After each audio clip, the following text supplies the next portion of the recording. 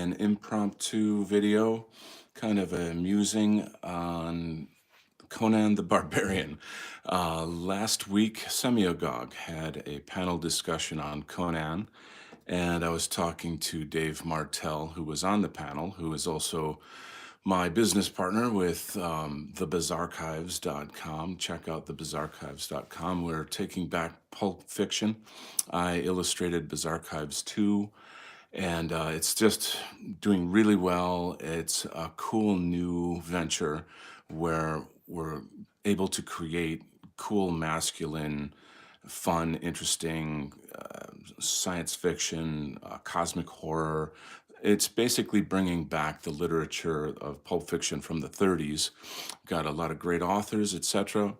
But anyway, so Semyogog had a great panel discussion with a lot of great guests, and it just, anyway, I was chatting with Dave about it, and he said, "Oh, I would love to hear you, talk about Conan with your collection." I have a huge collection of these Conan comics magazines. When I was young, it this had a huge impact on me in terms of becoming an illustrator, becoming an artist, etc. But also on a deeper level, it impacted just my sense of I don't know, imagination, but also something about the culture of this that's really exciting. And I think, especially for young men, like or adolescent boys, etc., this is the stuff. This is the stuff that kind of makes you feel like, yeah, I want to be like that, you know. And Conan is truly savage, but yet at the same time noble in his own regard. And I don't know. I think anybody who's familiar with the character, the novels, the comics, etc., is quite a awesome character in our culture. So, and Dave has a character that he's created, Lex, that you'll see in the Bizarchives too.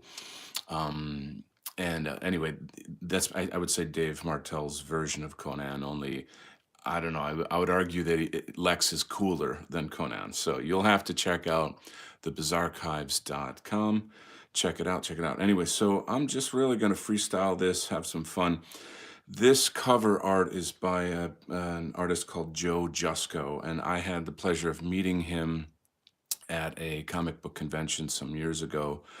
I of course did comics for many years, and I attended a lot of these conventions where you go in early, you set up, and you get to meet like movie stars and famous artists, and it's just a really cool thing to be a part of. Anyway, this particular image really captured my imagination as a young sort of adolescent teenager, that phase of my life where I wanted to learn to paint and be an artist, da da da da, wanted to draw comics, et cetera, et cetera. And I also have a lot of short stories, and you get the idea. So I think it largely was the anatomy, but also the essentially like the color, the use of light. There's a technical side to these things from an artist's perspective that is really interesting, and it's exciting. So anyway, as a young man who wants to be an artist, you kind of pore over these cover designs, kind of wishing, oh, I wish I could be able to do that. Something like, say, a teenager who's learning guitar and wants to be a rock star, that kind of fandom sort of spirit, So to meet Joe Jusko, holy cow, it was like, oh my God, dude, you have no idea what an impact you had on me as a young budding artist. And he's very, very cool, down to earth guy, very modest. He's quite famous within the comics world for his historic work on say, Conan, for example, and the Hulk and these other things. So, and then of course I asked him, like, what's your process? So he talks about how he draws all of this in detail, and then he paints over the drawing. I was super fascinated by that because it's as you're painting over a drawing, you're losing the drawing. You can't really see it, but somehow or other he's able to do that in his own process. So let's kind of have some fun here, okay? And not all my shows have to be so serious, right? We can have some fun. So as we go through these magazines, um, This right here on the left is by Alex Toth, who is he actually designed a lot of the famous cartoons of like the '70s and such. You can look up Alex Toth. He's exquisite. He's a fantastic illustrator, and a lot of times they'll have sort of spot illustrations by other artists throughout the book. But I think as a young man, the kind of the blood and guts of it, and the action, and the sexuality of these like beautiful women and all this, it just it digs right into your DNA, and you just captured by it. Plus, this concept of a land before time, a history before history. I used to do things like I would draw maps. I'd copy like a world map, and then I would, dice it up and give names to like new countries and things like that. That was all part of the fantasy and play of being a young budding artist. So now, John Buscema is the artist associated with Conan. Gosh, I would say he's probably the number one artist of Marvel Comics back in the, oh gosh, 60s and 70s. He was actually, he thought of himself more as an illustrator rather than a comic book artist. Good to see you guys, whoever's here. We got four people hanging out. Nice to see you. Thanks for joining. Anyway, now comics and illustration are, the illustration's like an umbrella term, and comics is a specific kind of art. So I always say comics is film on paper. That you can kind of see this in on a screen where you could hear the galloping and the crashing and the horse and the scream. And what a dynamic way to start the story. I've got some of the Savage Sword of comics. Cool. It's nice to know you guys are into this stuff too. So John Buscema is the illustrator, and then there's a guy named Ernie Chan. I would say he's probably Chinese, and he was the inker. So that's an interesting concept as well. Like he might be Filipino. There was an age in the '70s when there was an influx of all these Filipino artists that were phenomenal, and some of my favorites. You've got Nestor Redondo and Alfredo Alcala. Those guys learned the craft of art from the Spaniards, because look at the history of the Philippines, you can do the math. Anyway, this highly dynamic shot here. You've got this.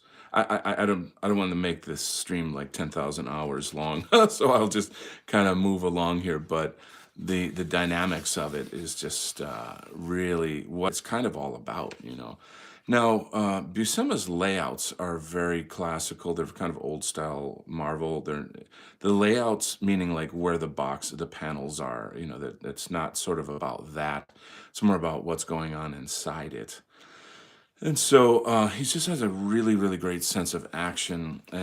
But again, there's just something about the brutality of it, where especially if you grow up kind of like a good Catholic boy like I did, then this was in a sense tapping into this like uncivilized or pre-civilized nature, this masculine nature.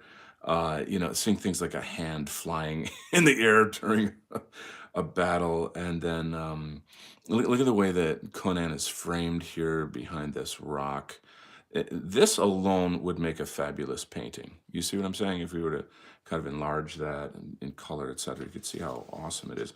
But like the brute strength of him too, that he could take on all these men and, somehow or other defeat them like almost effortlessly. Here you've got the old crossing the bridge, the ravine shtick. That you see. It's like you start playing the theme to what's that Spielberg film? Da da da da da da da.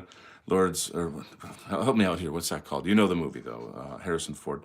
Anyway, yeah, you got all this kind of stuff. So Conan's going, and then there's this story about how he meets and he sort of kills the mother of, and then like has to kind of sort of adopt this orphan girl that strangely every night she wakes up, and like she wakes up older and older, so she's enchanted in some kind of way. And here he's sort of shocked at what's going on here. There's something evil or enchanted about this woman, right? So then you have the classic pub restaurant scene, where he's eating off of his knife, and that's the kind of the brooding characters in the background. And this is the classic scene to start a fight of some kind. You see Conan just takes no shit from anybody, And then, of course, there's got to be a little romance here, but the use of the darks and the lights, you see how the dark behind them, it punctuates them, pulls them forward. Again, you can see it here. A lot of that style, or rather those techniques, come from Tarzan comics and Tarzan illustrations from a decade or two earlier. Something I've always loved too is the detail to the forest and jungles. The trees have this rich texture, and the use of gray wash, where you use a sort of an ink wash to create more tones. It's a black and white magazines, which makes it more affordable to print. And then bang, you've got the sorcerer here, and it's just one adventure to another. Roy Thomas, of course, is the writer for these. There's an interesting story about Roy Thomas. Some years ago, I was starting a sort of a mobile phone comics venture with a partner, and long story short, I reached out to Roy Thomas. And Roy Thomas was the editor of Marvel Comics after Stan Lee, and also the writer for Conan. So it's thanks to him, I think a whole new generation of people discovered Conan, and it's discovered Robert E. Howard, and got a link back into our history with the pulp fiction, the pulp stories, and these kinds of things. So it's really, really important. That's part of what the Bizarchives is doing. Oh, by the way, so in this story, these women at moonlight, they transform into these beasts, blah, blah, blah. That's kind of the story here. That connects back to the cover, right? Okay. So, where was I? So, Roy Thomas, I reach out to him. I'm nerding out like hard. I'm like, oh my God, I'm talking to Roy Thomas. I thought, something like that. When you grow up on comics, that's a big deal. So Roy's like, I love your art style. I think you're perfect for a project that I have, and now I'm losing it. I'm like, oh my God, this is my big break. I'm gonna work with Roy Thomas, and he says, yeah, it's Conan in the future. And so I'm like, whoa, that's cool. This should be interesting. And then there's the severed hand bit again. But a lot of these look kind of like heavy metal album covers too, in a way, don't they? There's clearly a Frank Frazetta spirit in the air here with these, I would say. So anyway, so Frazetta, so Roy Thomas gives me the phone number of the Robert E. Howard estate. And he says, give him a call, and greetings, Nullis, welcome. And, tell him Roy Thomas, this, that, yada, yada, want to get permission to, see, this is just super gross. Like, that grossed me out as a kid and horrified me, but at the same time, like, fascinated me and compelled me to, that, like, comics didn't show that. Spider-Man didn't rip people's heads off. Okay. So this was kind of like, don't let your mom know that you're buying these comics, so it was sort of maybe a little bit of a rebellious thing in its time. But anyway, back to Roy Thomas. So I call the Robert E. Howard estate. I give them the whole deal. I say, Roy Thomas sent me. He wants to do a new graphic novel of Conan. He selected me as his artist, and so we're calling to find out about getting permission. Well, at first, the woman on the other end of the line representing the estate was very cordial. And then when I finished sort of making my pitch or whatever, she just ripped into me, like super snobby, who do you think you are calling us and asking us? We are the Robert E. Howard estate, yada, yada, yada.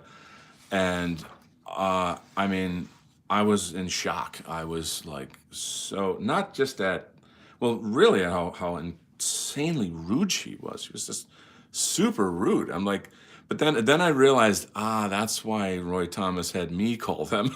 I'm like, dude, you're the man. Like, you've worked with them for years. Why don't you call them? Why are you having a nobody like me call them? Well, I absorbed some pretty intense abuse there. Once again, this is Alex Toth. These two illustrations are Alex Toth's work. Fabulous. One of my favorite artists. Love him.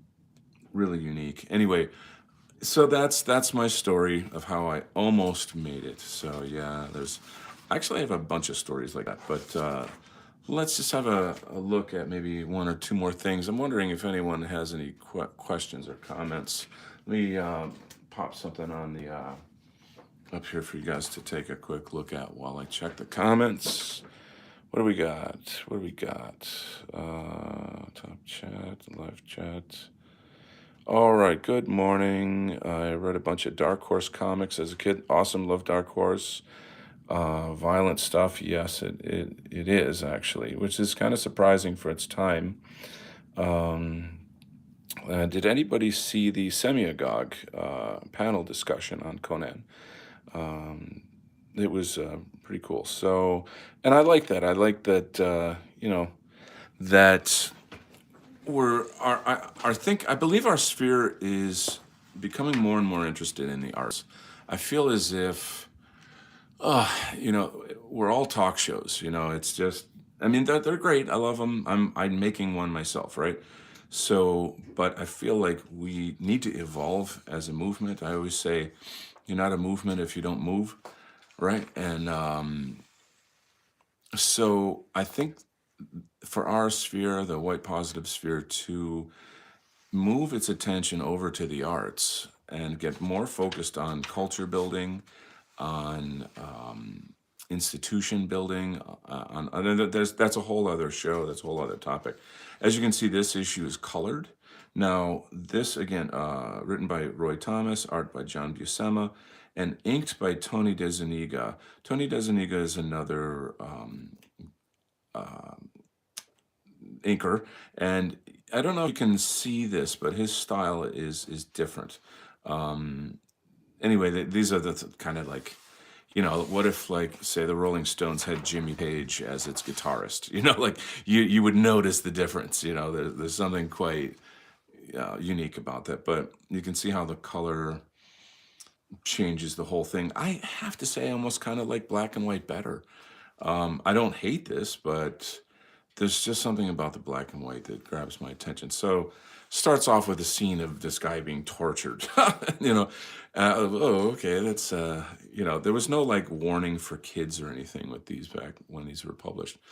So Conan smashes into the scene, and he's gonna there we go again with the severed hand. But this is some kind of a John Buscema thing, running these guys through. What do we got? Hello, I can ask if this is primary channel about comic. My American Zarathustra is not exclusively about comics. I'm a comic book illustrator, among many other things. I did a comic book with John De La Rose called Dynamite Thor. John De La Rose is really big in the comics gate scene.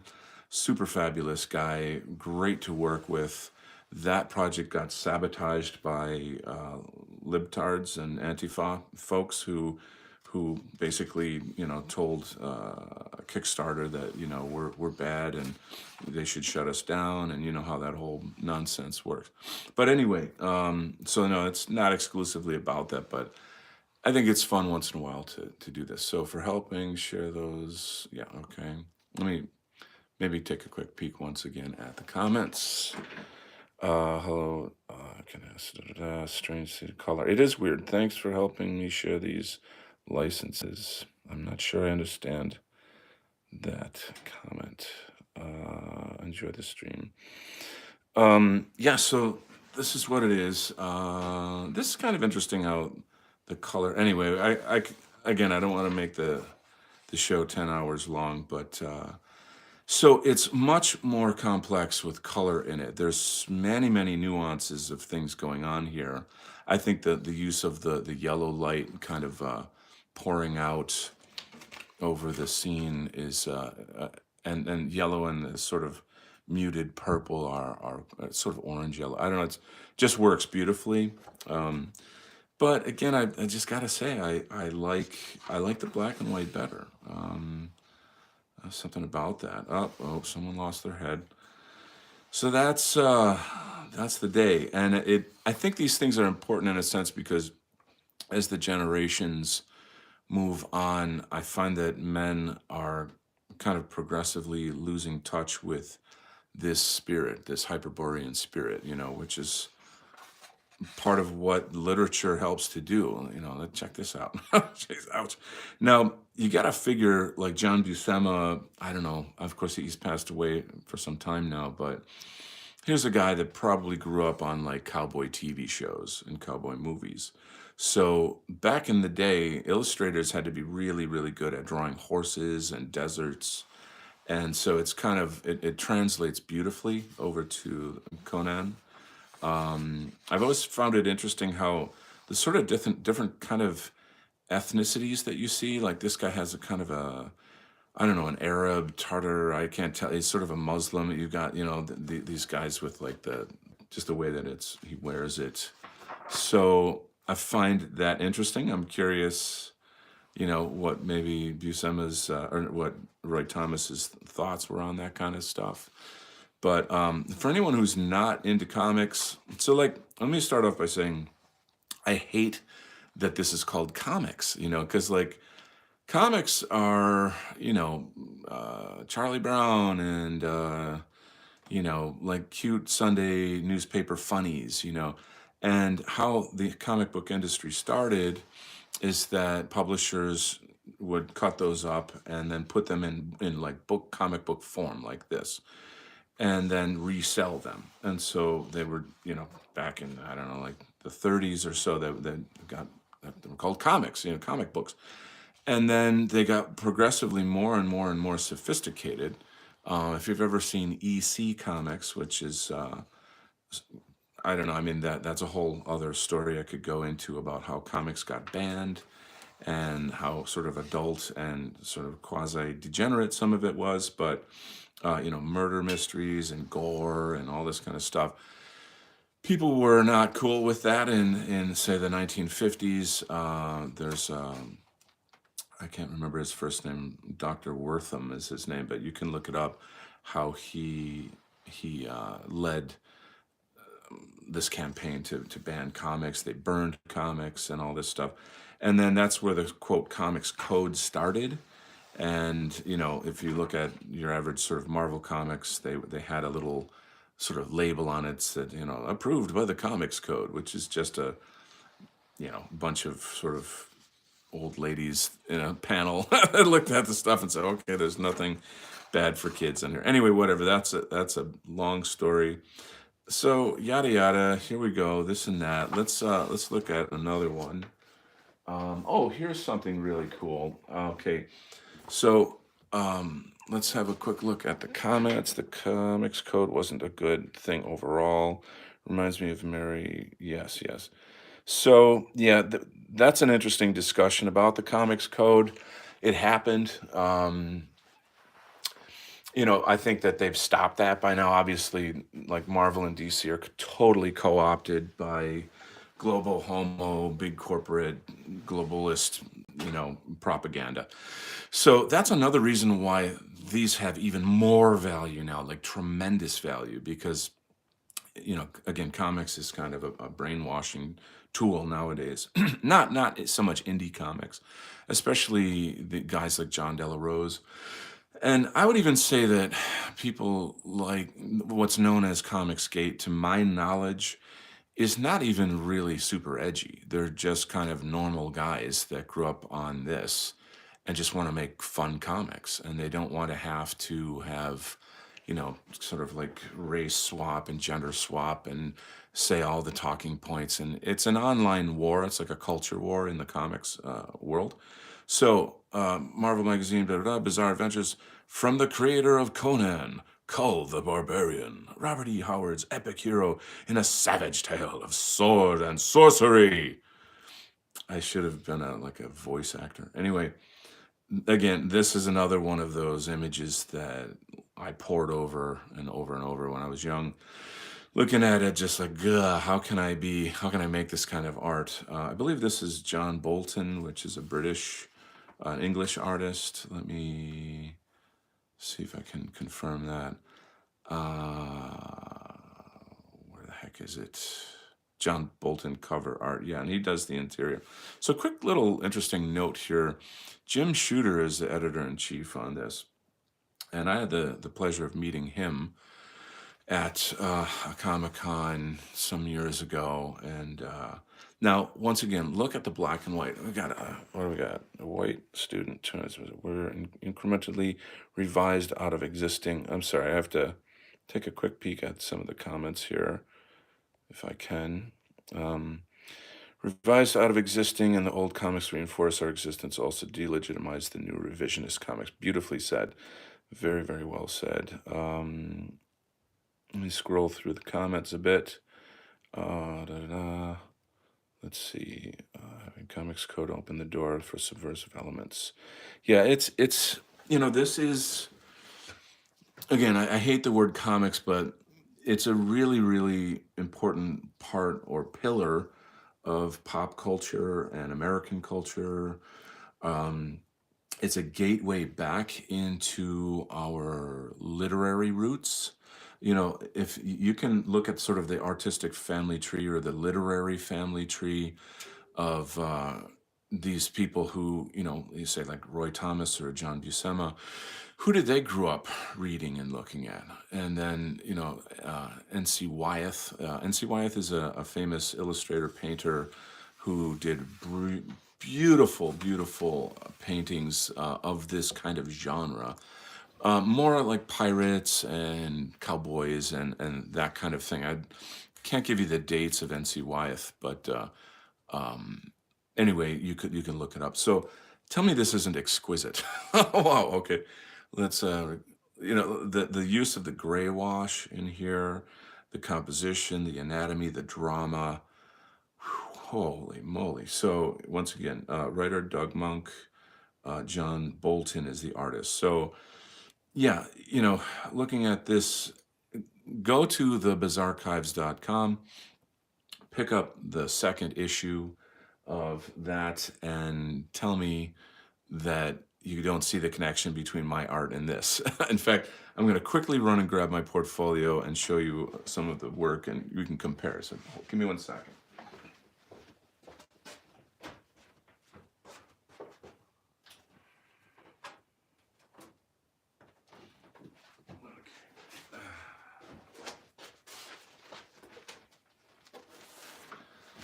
So you can just talk amongst yourselves. And I'm going to pull out some samples in a second. Okay. So here is a piece from the Bizarchives 2 that I illustrated. When you see when you get the book and you read the stories, you can see how these illustrations match the story, right?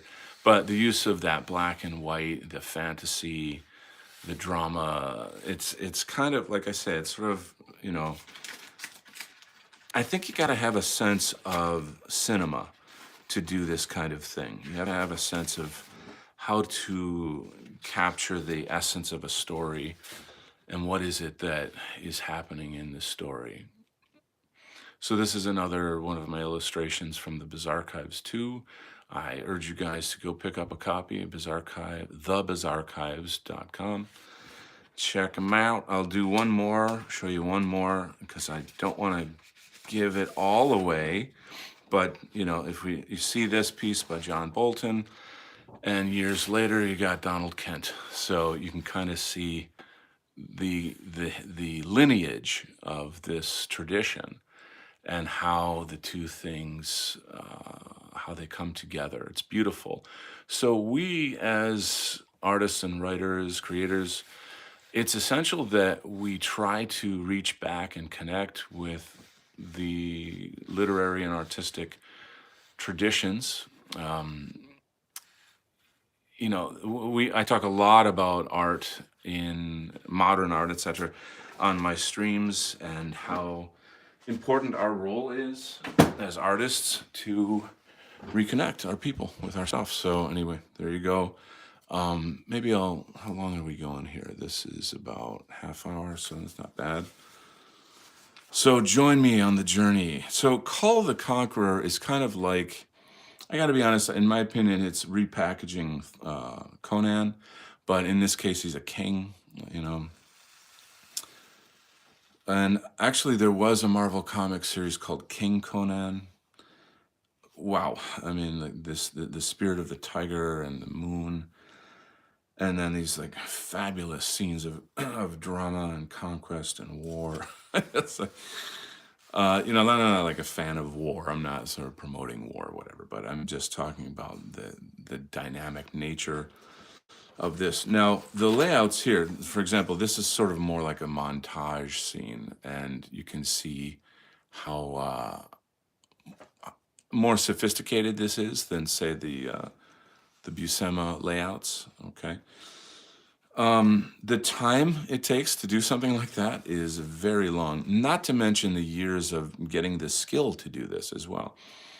So, as a young man, you see these kind of images of the scintillating, beautiful female, and there's always a kind of a sexual undertone to a lot of these stories. Of course, there's a kind of romance in there as well. But the man saving the woman is a profoundly deep instinct of men. We nature has imbued us with this need to protect women, specifically our women, right? And so, like for example, feminism, of course, like is completely against nature in this regard. But yeah, so establishing these kinds of relationships in the story is really powerful. So here is Cull, or you know this character here is fighting a zombie. So oh cool, it's swords and sorcery. It's the genre, right? But it's just so beautifully illustrated that I just it just sucks you into the world, and I don't know. Again, as an artist, as a visual artist, I see these things and I marvel at them. I'm inspired by them. And I want to be like this guy. Why do you think I learned Kung Fu? I'll be honest, I can tell you why I learned Kung Fu. I hate to say this, but I was the victim of a home invasion once, and it's a long story I won't get into. But after that assault, I promised myself I would never let anybody do that to me again. So I went out and learned Kung Fu. And anyway, so moving on, that was a dark little alley I just went down. Sorry about that. But here we've got, the Evil Sorcerer. And look at, like, for example, that panel. What a beautiful shot. This is the kind of thinking that what's it? What are the guys in charge of setting up the film, like the cameramen, the set designers, all to be a comic book artist, you're a director, you're an actor, you're a choreographer, you're a lighting expert, you costume designer. Comic book artists are in a way superior to so many other artists because of that, simply. So you can director of photography. Thank you, appreciate that. So, you can debate me on that, but you'll lose. And moving on. So, yeah, this is interesting, this thing about like the Hall of Mirrors. I'm wondering if this was influenced by that famous Bruce Lee movie. I can't remember the name of it, but there's a classic scene in there where at the end of the movie he fights the bad guy in this kind of Hall of Mirrors, and he's got to smash through the mirrors and that, whatever. But here you always kind of get a little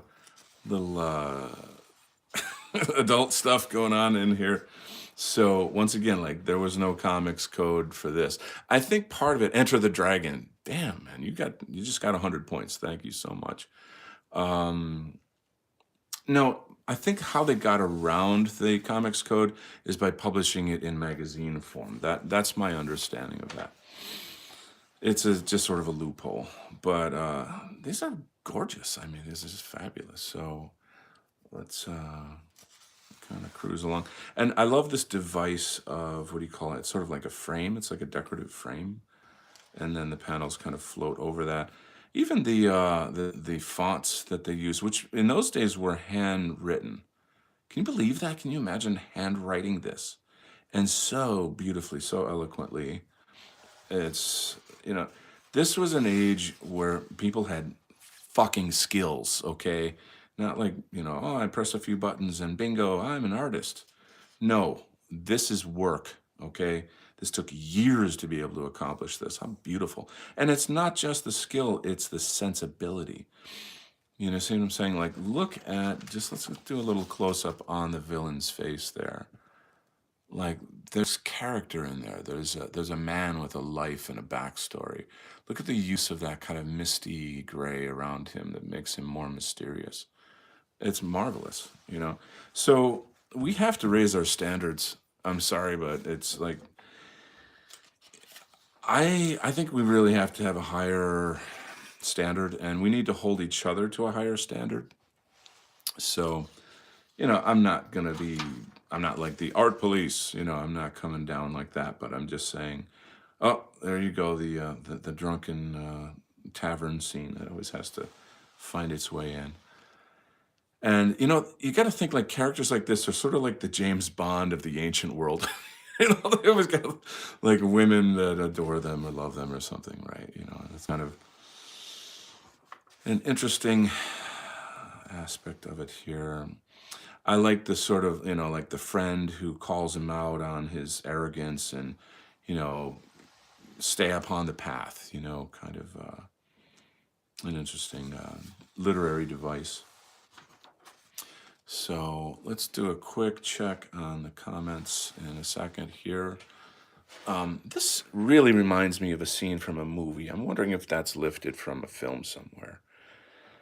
I'm going to say maybe yes. So Enter the Dragon. Calligraphy, tier writing, yes. Sometime I wonder where these traditional artists went to. Yeah. Well, I think their generation, maybe some of them have passed away. Raise our game. Yes, raise our powers. Ooh, very well said. Very well said. So magical here. That's just the kind of dreamlike sequences combined with the real sequences. Here he's looking into a mirror, and he sees this kind of savage version of himself that's sort of more like a Neanderthal, sort of almost ape man like. And the question is, oh, and then of course this version of himself emerges from the mirror and attacks him, tries to pull him into the mirror, gets him halfway through, and then they're fighting. He's almost pulled into this dimension completely. He's about to slay Cull, and someone comes along, his best friend, who he punched earlier, smashes the mirror, saves him, from the story. And yeah, maybe I won't be there for you next time.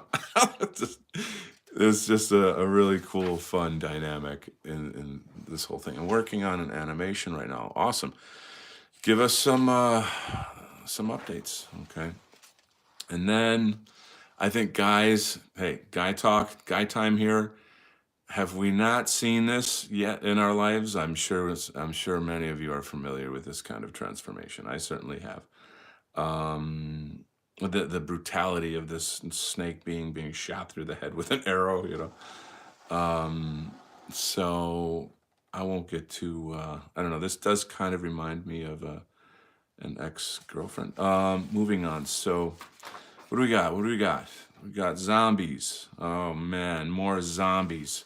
I spent a lot of zombies back in the old days. Poison dart. This is kind of all kinds of. But look at this, like right here. That to me is very Frazetta. Like this whole scene, but like the contortion of the back, what do you call that? The perspective of the spear. Even the shape of the panel, the way that it allows for that to come out. It's an interesting visual device. So anyway, the show's kind of going on and on here. Maybe I should wrap it up. But this is the world of Robert E. Howard. This is not Conan specifically, but it's again, that Hyperborean Spirit. Exquisite artwork, fantastic storytelling. This one here, just a quick reminder, it's called Cull the Barbarian. And Marvel did a series on him as well, so you can look that up as well. And of course, those are the older ones. Like if, God forbid, the Marvel comics today bring back Cull the Barbarian, he'll have like, a Susie feminist with green hair writing him as, just deconstructing him in the usual manner. Anyway, same trading cards. Oh, trading cards. Yeah, seems coincidence. Trading cards.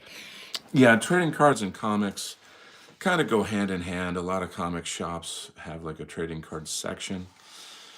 So even though these are, I don't know if they're hard to read on the video here, but highly detailed. These are totally Frazetta kind of scenes right here. Frank Frazetta, man, I don't know. I mean, he is the link, to the Hyperborean. He's in a sense like the visual version of Robert E. Howard. He channeled the Hyperborean spirit, And so it's not that we all have to do comics about barbarians or art and songs and literature about these kind of guys, but look at this nasty thing. His friend is about to get killed by a nasty, what do you call it, zombie, and then he comes along and dispatches him. So beautiful. I love how this scene here echoes the cover art. I think that's a beautiful gesture right there. There's just, again, more and more of this kind of incredible choreography in here. And then, I don't know, it just goes on and on. So, I mean, even to this day, I look at this and I simply marvel at it. How, well, no pun intended. But, and then, here comes the Kraken. Release the Kraken. So you can kind of see where maybe even like people who make blockbuster films, sort of maybe where they get some of their inspiration or ideas. I don't know. That would be some serious calamari right there, folks. I don't know if these are like dad jokes. Am I embarrassing myself? I don't know. Should I stop? I don't know. Anyway, again, fantastic action and movement through here. Again, the use of light, all these tiny devices like the, reflection in the mirror, and then the tiger spirit awakens, and then he uses his double-bladed axe to smash the sword down. Of course, his axe is covered with blood. Uh-oh, it's coming to the end, and the villain is going to meet his fate. Ah, surprise, surprise. The wizard was actually one of these snake beings. And as he smashes the mirror, the ocean turns into shards of glass, slicing the Kraken to pieces. So, wow, quite amazing, folks, right? Dun, dun, dun, dun, dun, dun, dun, Raiders of the Lost Ark. See, that's kind of the spirit of it in a sense there. I don't know how long I can have this shot on YouTube. Anyway, moving along here, I want to thank you guys so much for joining me for this amazing Spirit of Hyperborea show. I could maybe do more in this genre. I think these are just kind of fun. But I'd have to find stuff to look at. Maybe I'll do more. Maybe I'll do heavy metal or some of those other magazines. Reminds me of Deathstalker. Very cool. Once again, thanks so much, guys, for joining me here. I am shooting this on my phone, so I don't actually know how to turn the show off, weirdly. Let me see if I can hunt around for it. Let's see. All right. Well, God bless. Thanks for this. Thanks for joining me. Please share, and you guys have an awesome day, a Hyperborean day.